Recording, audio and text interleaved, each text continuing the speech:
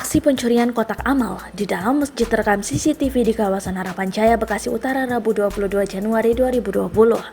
Peristiwa itu terjadi di Masjid Jami Az-Zahrul Aliyah pada siang hari sekitar pukul 10.30 waktu Indonesia Barat. Dalam rekaman CCTV tampak pencuri, seorang pemuda bertubuh kurus.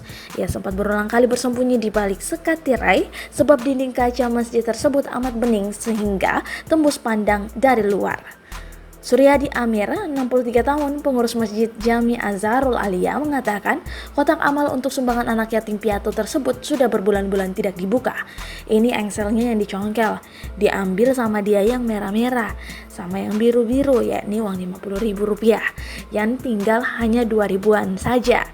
Jelas Amir ketika ditemui wartawan pada Kamis 23 Januari 2020.